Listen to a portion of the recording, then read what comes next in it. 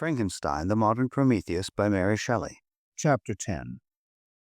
I spent the following day roaming through the valley. I stood beside the sources of the Arveiron, which take their rise in a glacier that with slow pace is advancing down from the summit of the hills to barricade the valley. The abrupt sides of vast mountains were before me. The icy wall of the glacier overhung me. A few shattered pines were scattered around, and the solemn silence of this glorious presence chamber of imperial nature was broken only by the brawling waves or the fall of some vast fragment, the thunder sound of the avalanche or the cracking reverberated along the mountains of the accumulated ice, which through the silent working of immutable laws was ever and anon rent and torn as if it had been but a plaything in their hands. These sublime and magnificent scenes afforded me the greatest consolation that I was capable of receiving. They elevated me from all littleness of feeling, and although they did not remove my grief, they subdued and tranquilized it. In some degree also they diverted my mind from the thoughts over which it had brooded for the last month. I retired to rest at night. My slumbers, as it were, waited on and ministered to by the assemblage of grand shapes which I had contemplated during the day. They congregated round me. The unstained snowy mountain top, the glittering pinnacle, the pine woods and ragged bare ravine, the eagle soaring amidst the clouds, they all gathered round me and bade me be at peace. Where had they fled when the next morning I awoke? All of soul-inspiriting fled with sleep, and dark melancholy clouded every thought. The rain was pouring in torrents, and thick mists hid the summits of the mountains, so that I even saw not the faces of those mighty friends. Still I would penetrate their misty veil and seek them in their cloudy retreats. What were rain and storm to me? My mule was brought to the door, and I resolved to ascend to the summit of Montanvert. I remembered the effect that the view of the tremendous and ever-moving glacier had produced upon my mind when I first saw it. It had then filled me with a sublime ecstasy that gave wings to the soul and allowed it to soar from the obscure world to light and joy. The sight of the awful and majestic in nature had indeed always the effect of solemnizing my mind and causing me to forget the passing cares of life. I determined to go without a guide, for I was well acquainted with the path, and the presence of another would destroy the solitary grandeur of the scene. The ascent is precipitous, but the path is cut into continual and short windings, which enable you to surmount the perpendicularity of the mountain. It is a scene terrifically desolate. In 1,000 spots the traces of the winter avalanche may be perceived, where trees lie broken and strewed on the ground, some entirely destroyed, others bent, leaning upon the jutting rocks of the mountain or transversely upon other trees. The path, as you ascend higher, is intersected by ravines of snow, down which stones continually roll from above.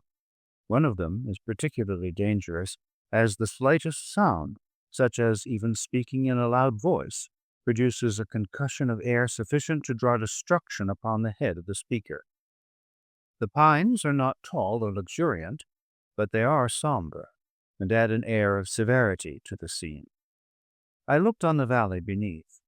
Vast mists were rising from the rivers which ran through it, and curling in thick wreaths around the opposite mountains, whose summits were hid in the uniform clouds, while rain poured from the dark sky and added to the melancholy impression I received from the objects around me.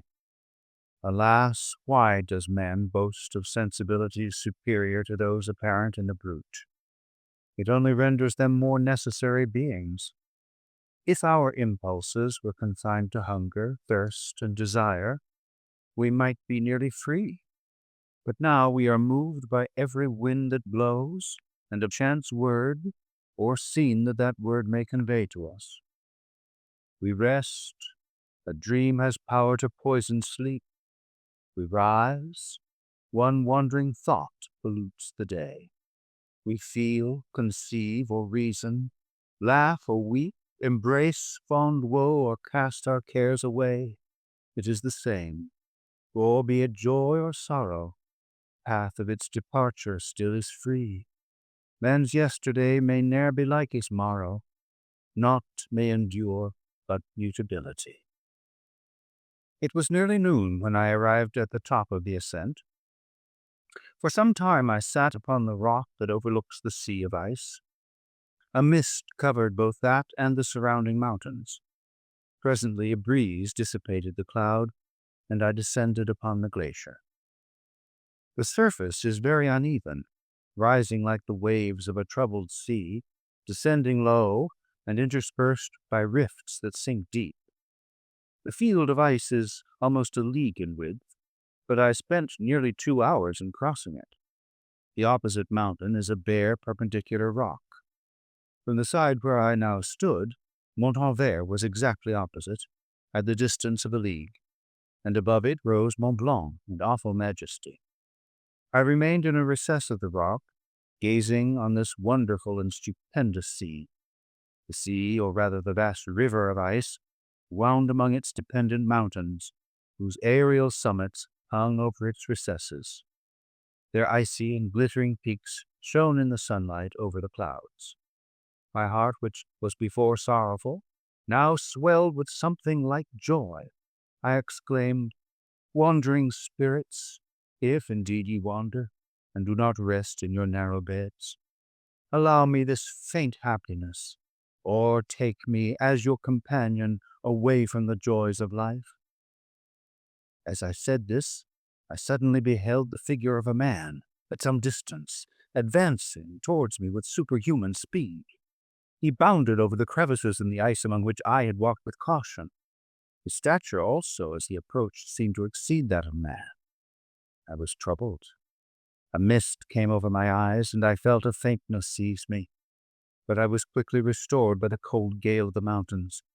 I perceived, as the shape came nearer, sight tremendous and abhorred, that it was the wretch whom I had created. I trembled with rage and horror, resolving to wait his approach and then close with him in mortal combat. He approached.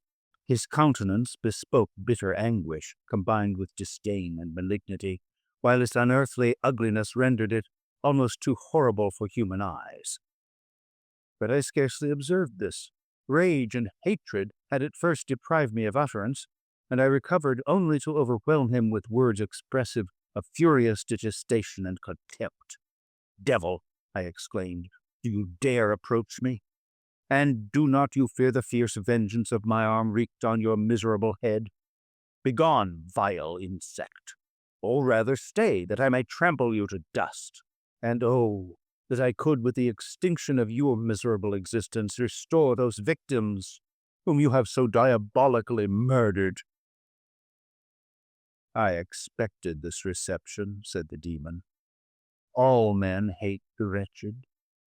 How then must I be hated, who am miserable beyond all living things?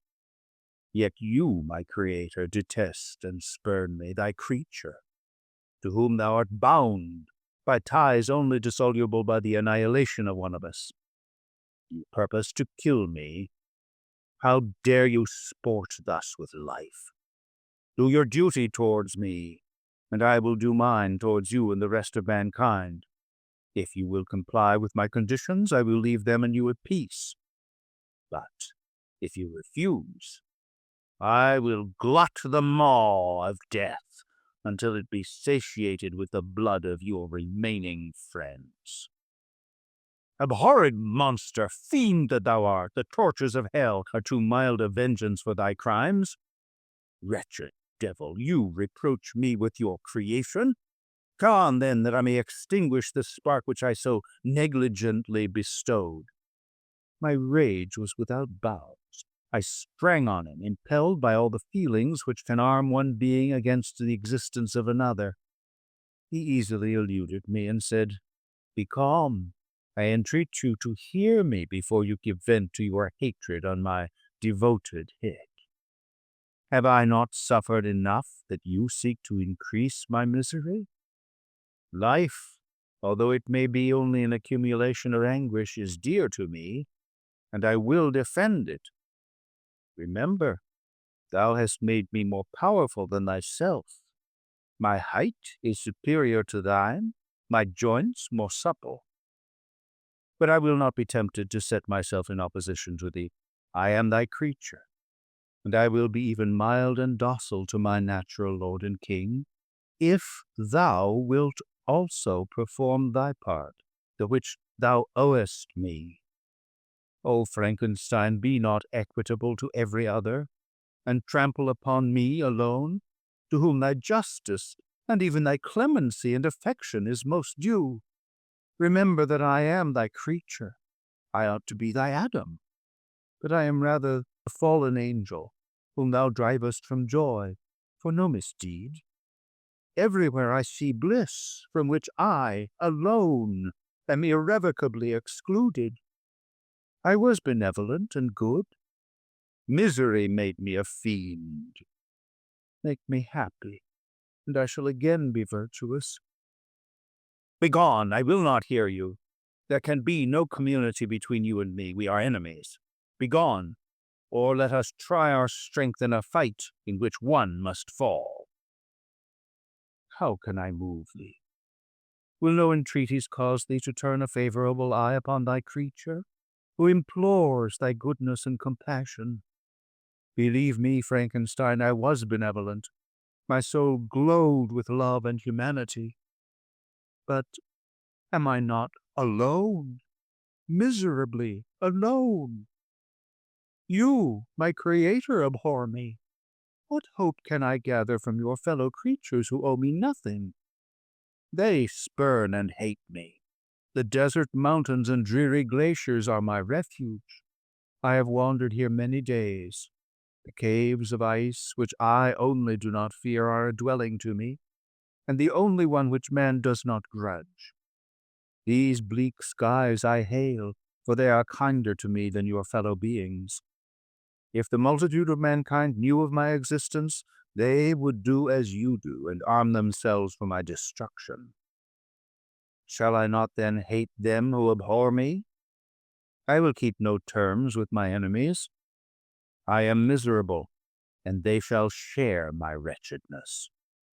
Yet it is in your power to recompense me and deliver them from an evil which it only remains for you to make so great that not only you and your family, but thousands of others shall be swallowed up in the whirlwinds of its rage. Let your compassion be moved, and do not disdain me. Listen to my tale. When you have heard that, abandon or commiserate me as you shall judge that I deserve. But hear me. The guilty are allowed by human laws, bloody as they are, to speak in their own defense before they are condemned. Listen to me, Frankenstein. You accuse me of murder, and yet you would, with a satisfied conscience, destroy your own creature. Oh, praise the eternal justice of man. Yet I ask you not to spare me. Listen to me, and then, if you can, and if you will, destroy the work of your hands. Why do you call to my remembrance, I rejoined, circumstances of which I shudder to reflect, that I have been the miserable origin and author? Cursed be the day, abhorred devil, in which you first saw light. Cursed, although I curse myself, be the hands that formed you. You have made me wretched beyond expression. You have left me no power to consider whether I am just to you or not. Begone! Relieve me from the sight of your detested form. Thus I relieve thee, my creator, he said, and placed his hated hands before my eyes, which I flung from me with violence. Thus I take from thee a sight which you abhor. Still thou canst listen to me, and grant me thy compassion. By the virtues that I once possessed, I demand this from you. Hear my tale. It is long and strange, and the temperature of this place is not fitting to your fine sensations. Come to the hut upon the mountain. The sun is yet high in the heavens. Before it descends to hide itself behind yon snowy precipices and illuminate another world, you will have heard my story and can decide. On you it rests whether I quit forever the neighborhood of man and lead a harmless life, or become the scourge of your fellow creatures and the author of your own speedy ruin." As he said this, he led the way across the ice. I followed. My heart was full, and I did not answer him. But as I proceeded, I weighed the various arguments that he had used, and determined at least to listen to his tale. I was partly urged by curiosity, and compassion confirmed my resolution. I had hitherto supposed him to be the murderer of my brother, and I eagerly sought a confirmation or denial of this opinion. For the first time, also, I felt what the duties of a creator towards his creature were, and that I ought to render him happy before I complained of his wickedness. These motives urged me to comply with his demand. We crossed the ice, therefore, and ascended the opposite rock. The air was cold, and the rain again began to descend. We entered the hut, the fiend with an air of exultation, I with a heavy heart and depressed spirits. But I consented to listen, and seating myself by the fire which my odious companion had lighted, he thus began his tale.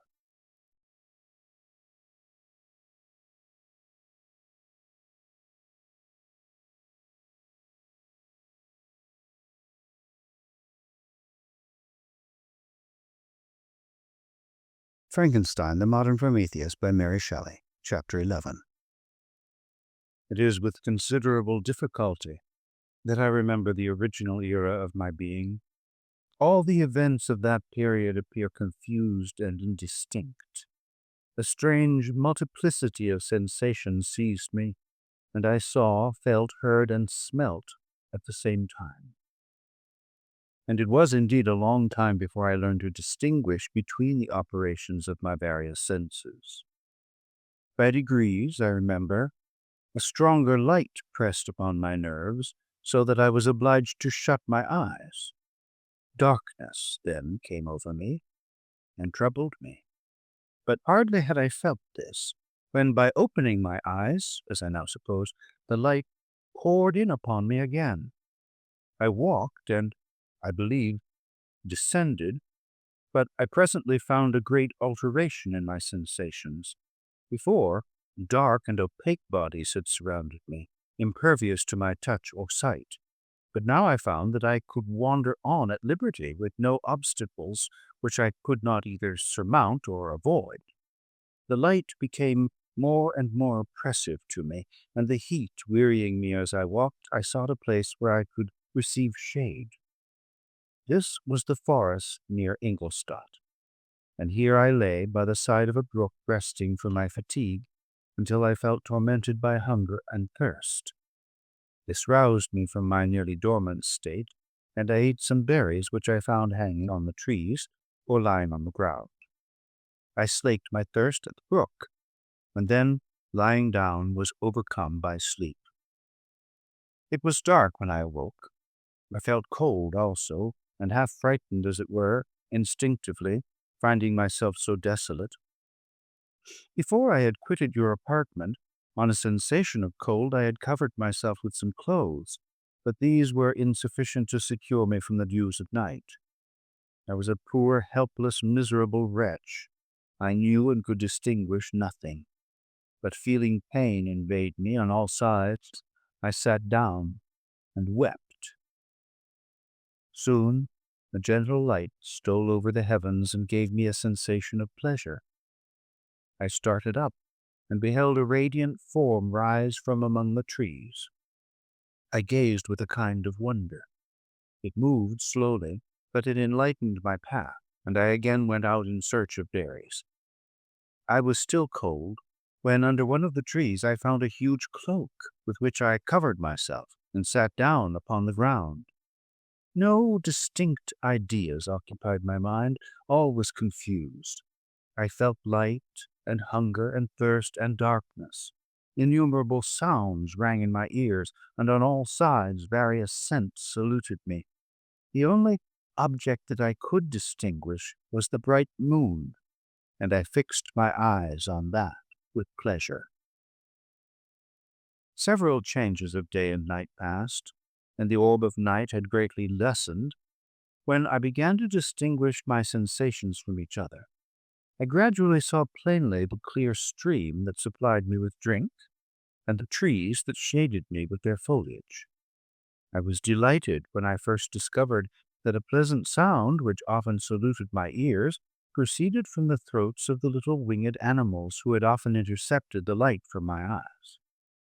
I began also to observe with greater accuracy the forms that surrounded me, and to perceive the boundaries of the radiant roof of light which canopied me. Sometimes I tried to imitate the pleasant songs of the birds, but was unable. Sometimes I wished to express my sensations in my own mode, but the uncouth and inarticulate sounds which broke from me frightened me into silence again. The moon had disappeared from the night, and again, with a lessened form, showed itself while I still remained in the forest. My sensations had by this time become distinct, and my mind received every day additional ideas. My eyes became accustomed to the light and to perceive objects in their right forms. I distinguished the insect from the herb, and by degrees one herb from another. I found that the sparrow uttered none but harsh notes, whilst those of the blackbird and thrush were sweet and enticing.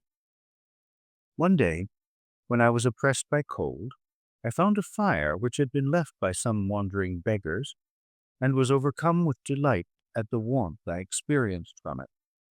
In my joy I thrust my hand into the live embers, but quickly drew it out again with a cry of pain. How strange, I thought, that the same cause should produce such opposite effects. I examined the materials of the fire, and to my joy found it to be composed of wood. I quickly collected some branches, but they were wet and would not burn. I was pained at this, and sat still watching the operations of the fire. The wet wood which I had placed near the heat dried, and itself became inflamed. I reflected on this, and, by touching the various branches, I discovered the cause, and busied myself in collecting a great quantity of wood, that I might dry it and have a plentiful supply of fire. When night came on and brought sleep with it, I was in the greatest fear lest my fire should be extinguished. I covered it carefully with dry wood and leaves, and placed wet branches upon it. And then, spreading my cloak, I lay on the ground and sunk into sleep. It was morning when I awoke, and my first care was to visit the fire. I uncovered it, and a gentle breeze quickly fanned it into a flame. I observed this also, and contrived a fan of branches, which roused the embers when they were nearly extinguished. When night came again, I found with pleasure that the fire gave light as well as heat, and that the discovery of this element was useful to me in my food, for I found some of the offals that the travelers had left had been roasted, and tasted much more savory than the berries I gathered from the trees. I tried, therefore, to dress my food in the same manner, placing it on the live embers. I found that the berries were spoiled by this operation, and the nuts and roots much improved. Food, however, became scarce, and I often spent the whole day searching in vain for a few acorns to assuage the pangs of hunger. When I found this, I resolved to quit the place that I had hitherto inhabited, to seek for one where the few wants I experienced would be more easily satisfied. In this emigration I exceedingly lamented the loss of the fire which I had obtained through accident, and knew not how to reproduce it. I gave several hours to the serious consideration of this difficulty, but I was obliged to relinquish all attempt to supply it, and wrapping myself up in my cloak, I struck across the wood towards the setting sun. I passed 3 days in these rambles, and at length discovered the open country. A great fall of snow had taken place the night before, and the fields were of one uniform white. The appearance was disconsolate, and I found my feet chilled by the cold, damp substance that covered the ground. It was about 7 in the morning, and I longed to obtain food and shelter. At length I perceived a small hut on a rising ground, which had doubtless been built for the convenience of some shepherd. This was a new sight to me, and I examined the structure with great curiosity. Finding the door open, I entered. An old man sat in it near a fire, over which he was preparing his breakfast. He turned on hearing a noise, and, perceiving me, shrieked loudly, and, quitting the hut, ran across the fields with a speed of which his debilitated form hardly appeared capable. His appearance, different from any I had ever seen before, and his flight somewhat surprised me. But I was enchanted by the appearance of the hut. Here the snow and rain could not penetrate. The ground was dry, and it presented to me then as exquisite and divine a retreat as pandemonium appeared to the demons of hell after their sufferings in the lake of fire.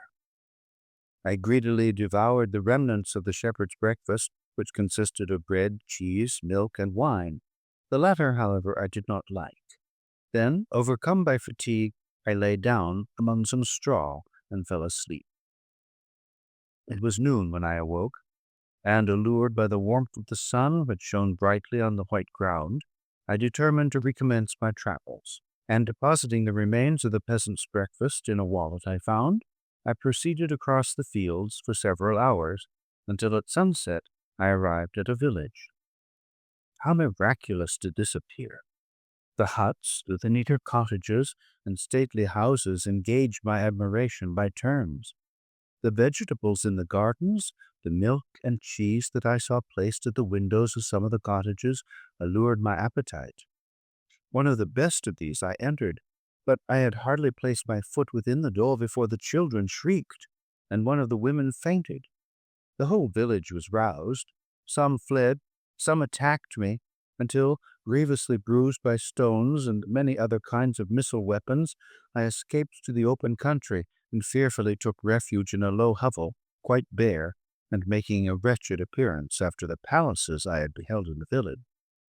This hovel, however, adjoined a cottage of a neat and pleasant appearance, but after my late dearly bought experience I dared not enter it. My place of refuge was constructed of wood, but so low that I could with difficulty sit upright in it. No wood, however, was placed on the earth which formed the floor, but it was dry, and, although the wind entered it by innumerable chinks, I found it an agreeable asylum from the snow and rain. Here then I retreated and lay down, happy to have found a shelter, however miserable, from the inclemency of the season, and still more from the barbarity of man. As soon as morning dawned, I crept from my kennel, that I might view the adjacent cottage, and discover if I could remain in the habitation I had found. It was situated against the back of the cottage, and surrounded, on the sides which were exposed, by a pigsty and a clear pool of water. One part was open, and by that I had crept in, but now I covered every crevice by which I might be perceived with stones and wood, yet in such a manner that I might move them on occasion to pass out. All the light I enjoyed came through the sty, and that was sufficient for me. Having thus arranged my dwelling and carpeted it with clean straw, I retired, for I saw the figure of a man at a distance, and I remembered too well my treatment the night before to trust myself in his power. I had first, however, provided for my sustenance for that day by a loaf of coarse bread which I purloined, and a cup with which I could drink more conveniently than from my hand of the pure water which flowed by my retreat. The floor was a little raised, so that it was kept perfectly dry, and by its vicinity to the chimney of the cottage it was tolerably warm. Being thus provided, I resolved to reside in this hovel until something should occur which might alter my determination. It was indeed a paradise compared to the bleak forest, my former residence, the rain-dropping branches and dank earth.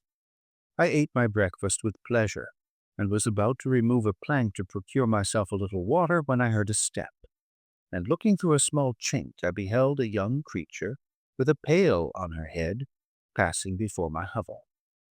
The girl was young and of gentle demeanor, unlike what I have since found cottagers and farmhouse servants to be, yet she was meanly dressed, a coarse blue petticoat and a linen jacket being her only garb. Her fair hair was plaited but not adorned. She looked patient, yet sad. I lost sight of her, and in about a quarter of an hour she returned bearing the pail, which was now partly filled with milk. As she walked along, seemingly incommoded by the burden, a young man met her, whose countenance expressed a deeper despondence. Uttering a few sounds, with an air of melancholy, he took the pail from her head and bore it to the cottage himself. She followed, and they disappeared. Presently, I saw the young man again, with some tools in his hand, cross the field behind the cottage, and the girl was also busied, sometimes in the house and sometimes in the yard. On examining my dwelling, I found that one of the windows of the cottage had formerly occupied a part of it, but the panes had been filled up with wood. In one of these was a small and almost imperceptible chink through which the eye could just penetrate. Through this crevice, a small room was visible, whitewashed and clean, but very bare of furniture. In one corner, near a small fire, sat an old man, leaning his head on his hands in a disconsolate attitude. The young girl was occupied in arranging the cottage, but presently she took something out of a drawer, which employed her hands, and she sat down beside the old man, who, taking up an instrument, began to play, and to produce sounds sweeter than the voice of the thrush or the nightingale. It was a lovely sight, even to me, poor wretch who had never beheld aught beautiful before. The silver hair and benevolent countenance of the aged cottager won my reverence, while the gentle manners of the girl enticed my love. He played a sweet, mournful air, which I perceived drew tears from the eyes of his amiable companion, of which the old man took no notice, until she sobbed audibly. He then pronounced a few sounds, and the fair creature, leaving her work, knelt at his feet. He raised her and smiled with such kindness and affection that I felt sensations of a peculiar and overpowering nature. They were a mixture of pain and pleasure, such as I had never before experienced, either from hunger or cold, warmth or food, and I withdrew from the window, unable to bear these emotions. Soon after this, the young man returned, bearing on his shoulders a load of wood. The girl met him at the door, helped to relieve him of his burden, and, taking some of the fuel into the cottage, placed it on the fire. Then she and the youth went apart into a nook of the cottage, and he showed her a large loaf and a piece of cheese. She seemed pleased, and went into the garden for some roots and plants, which she placed in water and then upon the fire. She afterwards continued her work, whilst the young man went into the garden and appeared busily employed in digging and pulling up roots. After he had been employed thus about an hour, the young woman joined him, and they entered the cottage together. The old man had in the meantime been pensive, but on the appearance of his companions he assumed a more cheerful air, and they sat down to eat. The meal was quickly dispatched. The young woman was again occupied in arranging the cottage. The old man walked before the cottage in the sun for a few minutes, leaning on the arm of the youth. Nothing could exceed in beauty the contrast between these two excellent creatures. One was old, with silver hairs, and a countenance beaming with benevolence and love. The younger was slight and graceful in his figure, and his features were molded with the finest symmetry. Yet his eyes and attitudes expressed the utmost sadness and despondency.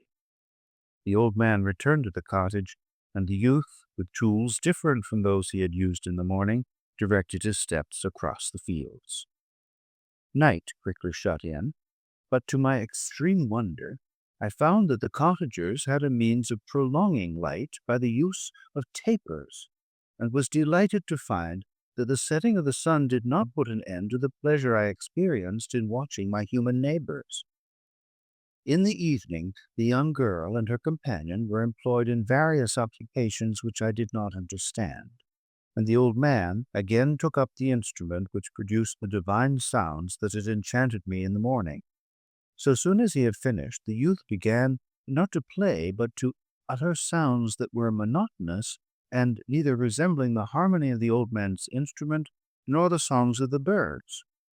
I since found that he read aloud, but at that time I knew nothing of the science of words or letters.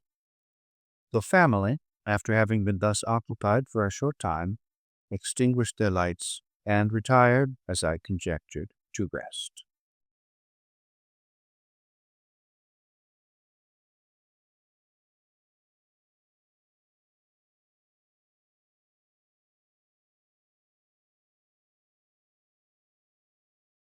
Frankenstein, the Modern Prometheus, by Mary Shelley. Chapter 12. I lay on my straw, but could not sleep. I thought of the occurrences of the day. What chiefly struck me was the gentle manners of these people, and I longed to join them, but dared not.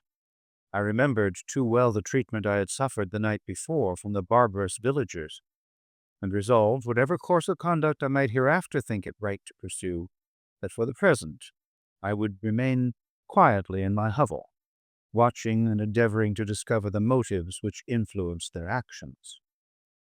The cottagers arose the next morning before the sun. The young woman arranged the cottage and prepared the food, and the youth departed after the first meal. This day was passed in the same routine as that which preceded it. The young man was constantly employed out of doors, and the girl in various laborious occupations within.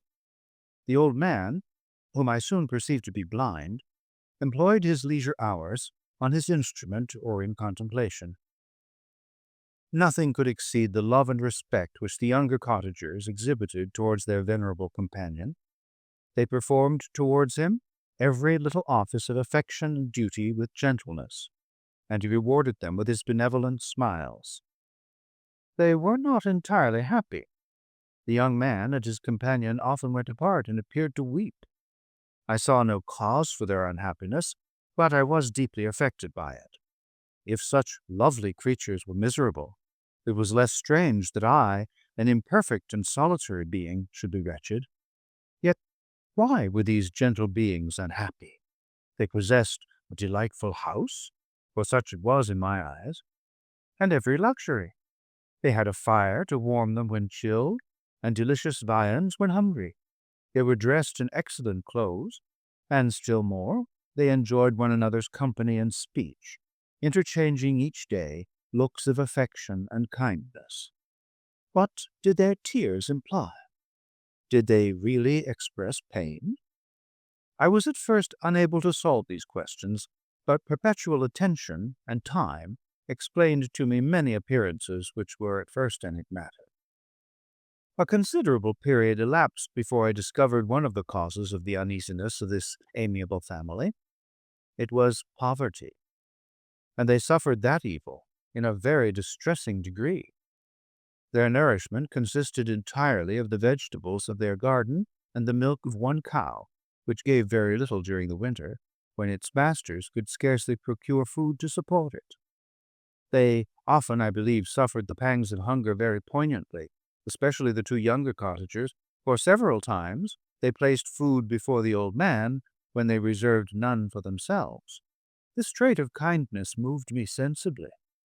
I had been accustomed during the night to steal a part of their store for my own consumption, but when I found that in doing this I inflicted pain on the cottagers, I abstained and satisfied myself with berries, nuts, and roots which I gathered from a neighboring wood. I discovered also another means through which I was enabled to assist their labors. I found that the youth spent a great part of each day in collecting wood for the family fire, and during the night I often took his tools, the use of which I quickly discovered, and brought home firing sufficient for the consumption of several days. I remember the first time that I did this, the young woman, when she opened the door in the morning, appeared greatly astonished on seeing a great pile of wood on the outside. She uttered some words in a loud voice, and the youth joined her, who also expressed surprise. I observed with pleasure that he did not go to the forest that day, but spent it in repairing the cottage and cultivating the garden. By degrees, I made a discovery of still greater moment. I found that these people possessed a method of communicating their experience and feelings to one another by articulate sounds. I perceived that the words they spoke sometimes produced pleasure or pain, smiles or sadness, in the minds and countenances of the hearers. This was indeed its godlike science, and I ardently desired to become acquainted with it. But I was baffled in every attempt I made for this purpose. Their pronunciation was quick, and the words they uttered, not having any apparent connection with visible objects, I was unable to discover any clue by which I could unravel the mystery of their reference. By great application, however, and after having remained during the space of several revolutions of the moon in my hovel, I discovered the names that were given to some of the most familiar objects of discourse. I learned and applied the words fire, milk, bread, and wood. I learned also the names of the cottagers themselves. The youth and his companion had each of them several names, but the old man had only one, which was father. The girl was called sister or Agatha, and the youth Felix, brother, or son. I cannot describe the delight I felt when I learned the ideas appropriated to each of these sounds, and was able to pronounce them. I distinguished several other words, without being able as yet to understand or apply them, such as good, dearest, unhappy. I spent the winter in this manner. The gentle manners and beauty of the cottagers greatly endeared them to me. When they were unhappy, I felt depressed. When they rejoiced, I sympathized in their joys. I saw few human beings beside them, and if any other happened to enter the cottage, their harsh manners and rude gait only enhanced to me the superior accomplishments of my friends. The old man, I could perceive, often endeavored to encourage his children, as sometimes I found that he called them, to cast off their melancholy. He would talk in a cheerful accent with an expression of goodness that bestowed pleasure even upon me. Agatha listened with respect, her eyes sometimes filled with tears, which she endeavored to wipe away unperceived. But I generally found that her countenance and tone were more cheerful after having listened to the exhortations of her father. It was not thus with Felix. He was always the saddest of the group, and even to my unpracticed senses, he appeared to have suffered more deeply than his friends. But if his countenance was more sorrowful, his voice was more cheerful than that of his sister, especially when he addressed the old man. I could mention innumerable instances which, although slight, marked the dispositions of these amiable cottagers.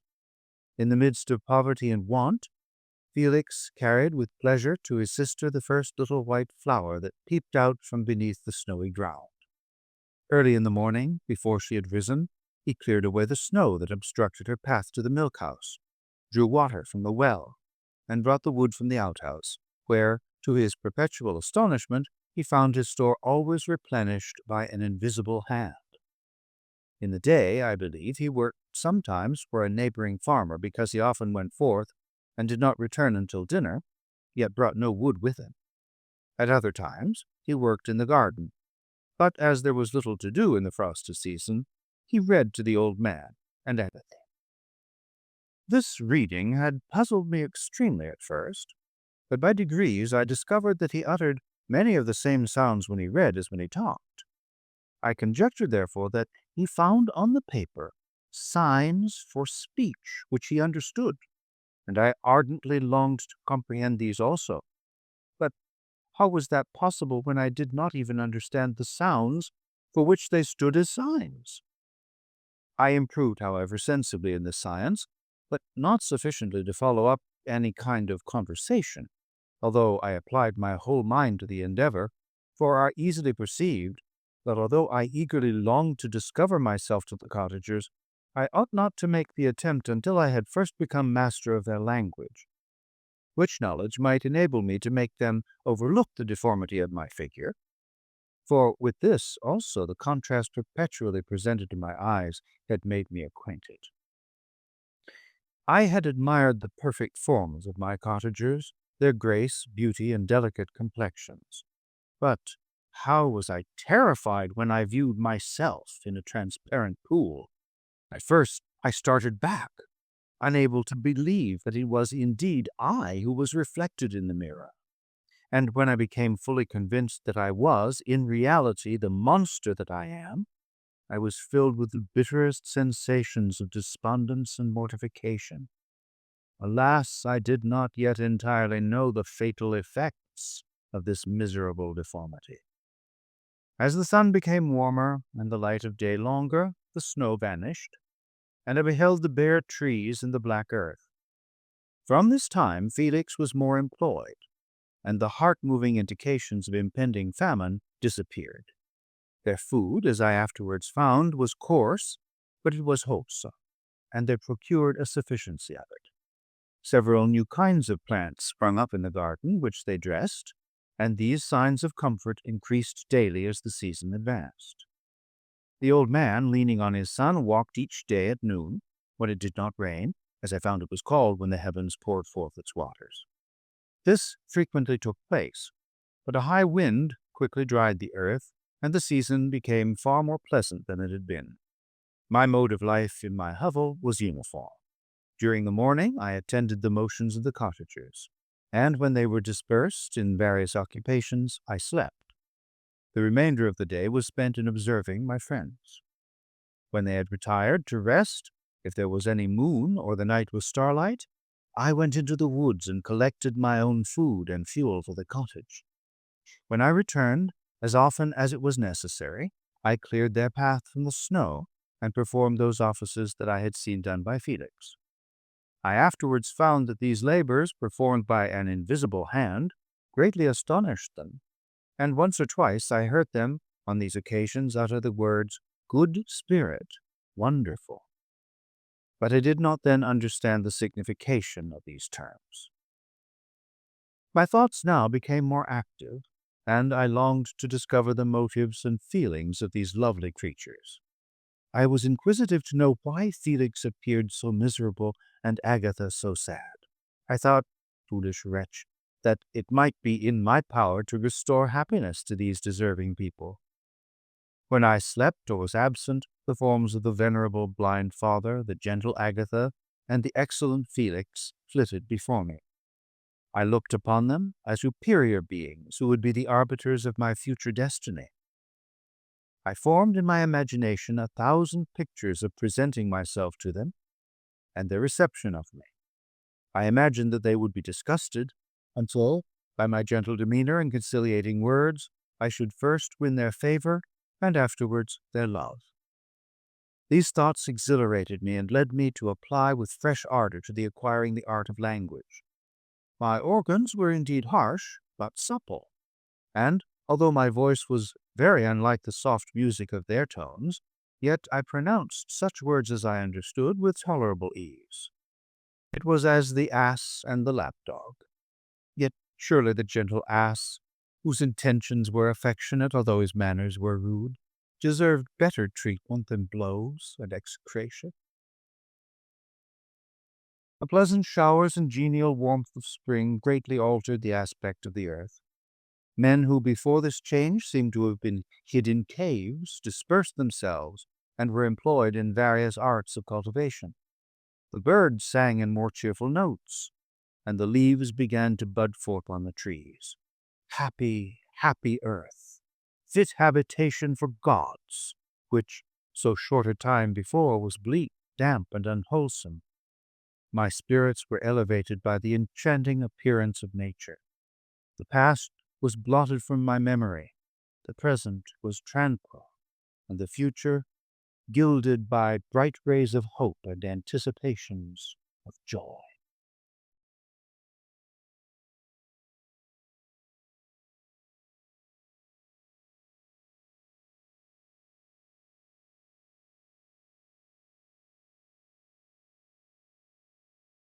Frankenstein, the Modern Prometheus by Mary Shelley. Chapter 13. I now hasten to the more moving part of my story. I shall relate events that impressed me with feelings which, from what I had been, have made me what I am. Spring advanced rapidly. The weather became fine and the skies cloudless. It surprised me that what before was desert and gloomy should now bloom with the most beautiful flowers in verdure. My senses were gratified and refreshed by 1,000 scents of delight and 1,000 sights of beauty. It was on one of these days, when my cottagers periodically rested from labor, the old man played on his guitar and the children listened to him, that I observed the countenance of Felix was melancholy beyond expression. He sighed frequently, and once his father paused in his music, and I conjectured by his manner that he inquired the cause of his son's sorrow. Felix replied in a cheerful accent, and the old man was recommencing his music when someone tapped at the door. It was a lady on horseback, accompanied by a countryman as a guide. The lady was dressed in a dark suit and covered with a thick black veil. Agatha asked a question to which the stranger only replied by pronouncing in a sweet accent the name of Felix. Her voice was musical, but unlike that of either of my friends.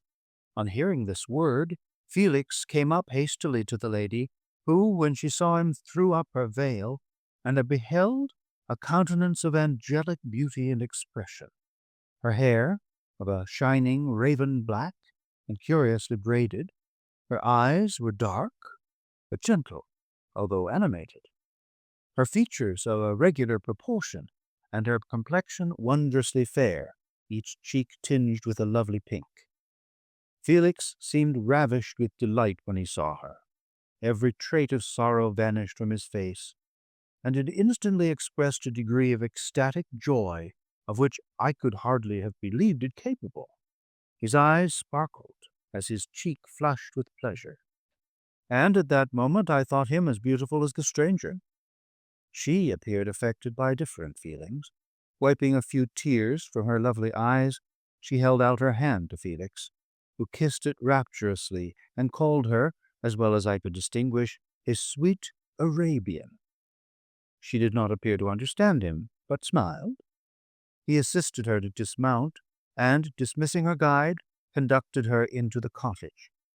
Some conversation took place between him and his father, and the young stranger knelt at the old man's feet, and would have kissed his hand, but he raised her and embraced her affectionately.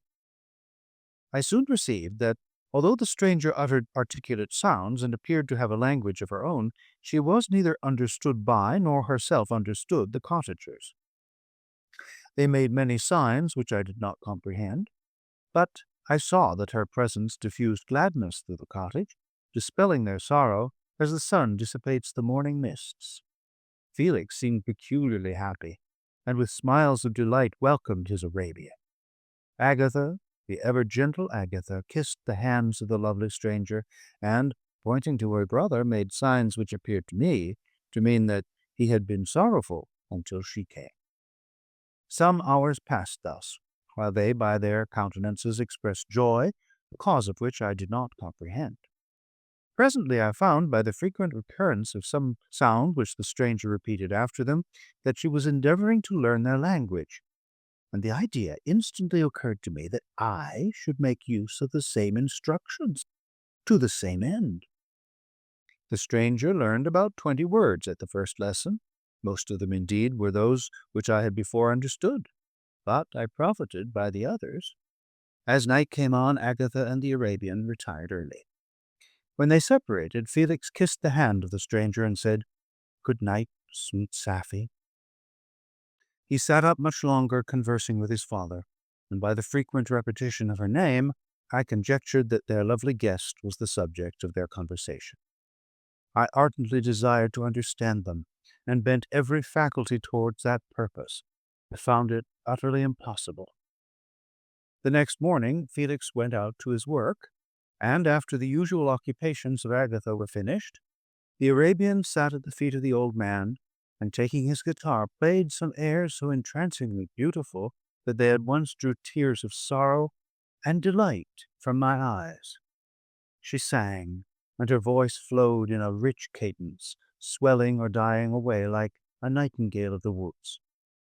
When she had finished, she gave the guitar to Agatha, who at first declined it. She played a simple air, and her voice accompanied it in sweet accents, but unlike the wondrous strain of a stranger. The old man appeared enraptured, and said some words which Agatha endeavored to explain to Safie, and by which he appeared to wish to express that she bestowed on him the greatest delight by her music.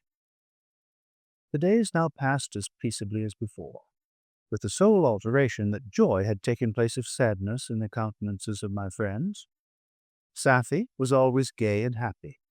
She and I improved rapidly in the knowledge of language, so that in 2 months I began to comprehend most of the words uttered by my protectors. In the meanwhile, also, the black ground was covered with herbage, and the green banks interspersed with innumerable flowers, sweet to the scent and the eyes, stars, pale radiance among the moonlight woods. The sun became warmer, the nights clear and balmy, and my nocturnal rambles were an extreme pleasure to me, although they were considerably shortened by the late setting and early rising of the sun, for I never ventured abroad during daylight, fearful of meeting with the same treatment I had formerly endured in the first village which I entered. My days were spent in close attention, that I might more speedily master the language, and I may boast that I improved more rapidly than the Arabian, who understood very little and conversed in broken accents, whilst I comprehended and could imitate almost every word that was spoken.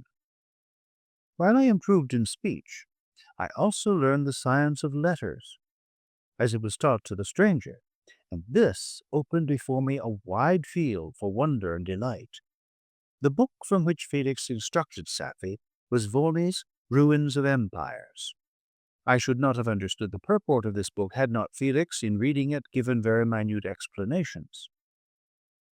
He had chosen this work, he said, because the declamatory style was framed in imitation of the Eastern authors. Through this work I obtained a cursory knowledge of history and a view of the several empires at present existing in the world. It gave me an insight into the manners, governments, and religions of the different nations of the earth. I heard of the slothful Asiatics, of the stupendous genius and mental activity of the Grecians, of the wars and wonderful virtue of the early Romans, of their subsequent degenerating, of the decline of that mighty empire, of chivalry, Christianity, and kings. I heard of the discovery of the American hemisphere, and wept with Safie over the hapless fate of its original inhabitants. These wonderful narrations inspired me with strange feelings. Was man, indeed, at once so powerful, so virtuous and magnificent, yet so vicious and base? He appeared at one time a mere scion of the evil principle, and at another as all that can be conceived of noble and godlike. To be a great and virtuous man appeared the highest honor that can befall a sensitive being. To be base and vicious, as many on record have been, appeared the lowest degradation, a condition more abject than that of the blind mole or harmless worm. For a long time I could not conceive how one man could go forth to murder his fellow, or even why there were laws and governments. But when I heard details of vice and bloodshed, my wonder ceased, and I turned away with disgust and loathing. Every conversation of the cottagers now opened new wonders to me. While I listened to the instructions which Felix bestowed upon the Arabian, the strange system of human society was explained to me. I heard of the division of property, of immense wealth and squalid poverty, of rank, descent, and noble blood. The words induced me to turn towards myself. I learned that the possessions most esteemed by your fellow creatures were high and unsullied descent, united with riches. A man might be respected with only one of these advantages, but without either he was considered, except in very rare instances, as a vagabond and a slave, doomed to waste his powers for the profits of the chosen few. And what was I? Of my creation and creator I was absolutely ignorant, but I knew that I possessed no money, no friends, no kind of property. I was, besides, endued with a figure hideously deformed and loathsome. I was not even of the same nature as man. I was more agile than they, and could subsist upon coarser diet. I bore the extremes of heat and cold with less injury to my frame. My stature far exceeded theirs. When I looked around, I saw and heard of none like me. Was I then a monster, a blot upon the earth from which all men fled and whom all men disowned? I cannot describe to you the agony that these reflections inflicted upon me. I tried to dispel them, but sorrow only increased with knowledge. Oh, that I had forever remained in my native wood, nor known nor felt beyond the sensations of hunger, thirst, and heat. Of what a strange nature is knowledge! It clings to the mind when it has once seized on it, like a lichen on the rock. I wished sometimes to shake off all thought and feeling, but I learned that there was but one means to overcome the sensation of pain, and that was death, a state which I feared, yet did not understand. I admired virtue and good feelings, and loved the gentle manners and amiable qualities of my cottagers, but I was shut out from intercourse with them, except through means which I obtained by stealth, when I was unseen and unknown, and which rather increased than satisfied the desire I had of becoming one among my fellows. The gentle words of Agatha and the animated smiles of the charming Arabian were not for me. The mild exhortations of the old man and the lively conversation of the loved Felix were not for me. Miserable, unhappy wretch. Other lessons were impressed upon me even more deeply. I heard of the difference of sexes and the birth and growth of children, how the father doted on the smiles of the infant and the lively sallies of the older child, how all the life and cares of the mother were wrapped up in the precious charge, how the mind of youth expanded and gained knowledge of brother, sister, and all the various relationships which bind one human being to another in mutual bonds. But where were my friends and relations? No father had watched my infant days. No mother had blessed me with smiles and caresses. Or if they had, all my past life was now a blot, a blind vacancy in which I distinguished nothing. From my earliest remembrance, I had been as I then was in height and proportion. I had never yet seen a being resembling me, or who claimed any intercourse with me. What was I? The question again recurred, to be answered only with groans. I will soon explain to what these feelings tended.